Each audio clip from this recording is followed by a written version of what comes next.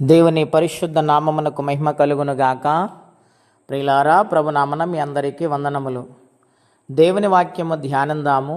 హోషియా గ్రంథం 12వ అధ్యాయము 3వ వచనం. తల్లి గర్భమందు యాకోబు తన సహోదరుని మడిమను పట్టుకొనెను. మగసిరి కలవాడై అతడు దేవునితో పోరాడిను. అతడు దూతతో పోరాడి జయముందెను. అతడు కన్నీరు విడిచి అతని బతిమాలిను. బేతేలులో ఆయన అతనికి ప్రత్యక్షమాయను. దేవుని బిడ్డలారా, పరిశుద్ధాత్మదేవుడి ఉదయకాల సమయంలో మనందరితో మాట్లాడుచు ఉన్నారు. యాకోబు ప్రార్థన ఇక్కడ మనకు కనబడుతూ ఉన్నది హోషియా గ్రంథంలో.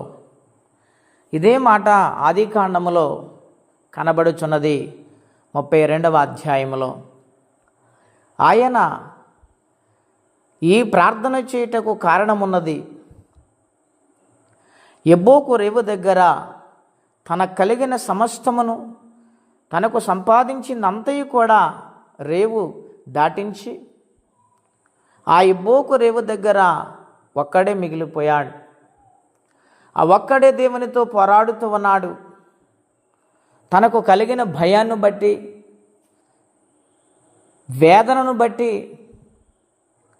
దేవుని బ్రతిమాలుకుంటూ ఉన్నాడు. సకల ఉపద్రవములు నన్ను కాపాడిన దేవా,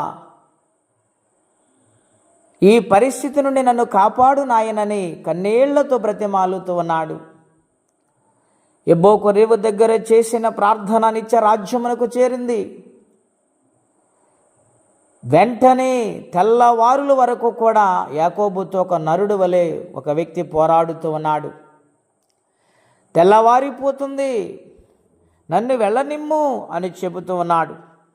ఆయనను యాకోబు విడిచిపెట్టకుండా కన్నీళ్లతో బ్రతిమాలాడు. మగసిరి గలవాడై పోరాడాడు. తన పోరాటము దేవునితోనే. ఆయన పాదాలు పట్టుకొని బ్రతిమాలాడు. ఆయన శరణ్యము కోరి కనికరము చూపమన్నాడు. ఆ ప్రార్థన దేవుడికి ఇష్టమైంది.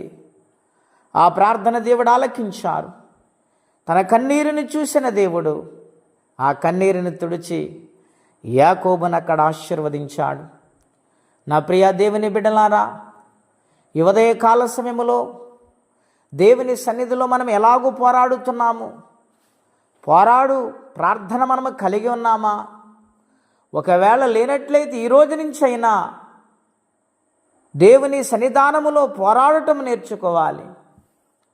అన్న పోరాటము దేవుని సింహాసనము కదిలించింది. దానియేలు ప్రార్థన ఆ రాత్రి దర్శనాన్ని చూపించింది. నా ప్రియ దేవుని బిడ్డలారా, భక్తులైన వారు ప్రార్థనతో వారి జీవితాలను కట్టుకున్నారు. ఉన్నతమైన స్థితిలో వారు ఉన్నారు. అద్భుతమైన కార్యాలు వారి జీవితాల్లో చూశారు. పాల్ యాంగేచే గారు ఆయన కన్నీళ్లతో యేసయ్య పాదాలు కడిగారు ప్రార్థించి. ఆ ప్రార్థన ఆలకించిన దేవుడు ఆయనను స్వస్థపరిచి ఆయన జీవితాన్ని ఉన్నతమైన రీతిలో మార్చినారు. దేవుని బిడ్డలారా, మన జీవితాల్లో కూడా యాకోబు గారి వలె పోరాటము నేర్చుకోగలిగితే లేనిది ఉన్నట్టుగా చేయగల దేవుడు, ఆశ్చర్యకార్యము జరిగించే దేవుడు, ఆపద నుండి విడిపించే దేవుడు, సమస్యలు పారద్రోలే దేవుడు, నెమ్మదిని సమాధానమిచ్చు దేవుడై ఉన్నారు, జయమిచ్చు దేవుడై ఉన్నారు. అటువంటి పరమాత్మని బ్రతిమాలుకుందాము. దేవుని పాదాల పట్టుకుని ఆయన రాజ్యాన్ని సంపాదించుకుందాం. ఏ సమస్యలు గుండా ప్రయాణము చేస్తున్నారు? భయపడకండి, దేవుడు మీకు తోడై ఉన్నాడు. మనందరికీ తోడై ఉన్నాడు. దేవుడి మాటలు దీవించునుగాక. ప్రార్థనండి. అత్యంత కృపగలిగిన దేవా, మహోన్నతమైన మీ నామము కొరకై స్తోత్రం చెల్లిస్తూ ఉన్నాము. నాయన, నీ సన్నిధిలో పోరాడితే ప్రభువా, ఆశ్చర్యకార్యములు చేసే దేవుడు, అద్భుతాలు చేసే దేవుడు. నాయన, నీకు అసాధ్యమైంది ఏమున్నది ప్రభువా? తెల్లవారితే అన్న వస్తాడని భయాందోళనతో ఆయన ప్రార్థన ప్రారంభించాడు. ఆ కన్నీరుని మీరు చూశారు. నాయన దీర్ఘాయుష్యమంతుడిగా మార్చారు.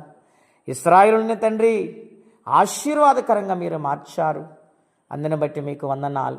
మా జీవితాల్లో కూడా నీ పాద సన్నిధిలో ఒదిగిపోయే భాగ్యము, ప్రార్థించి కన్నీళ్లతో నీ పాదాలు కడిగే భాగ్యం అందరికీ దయచేయండి.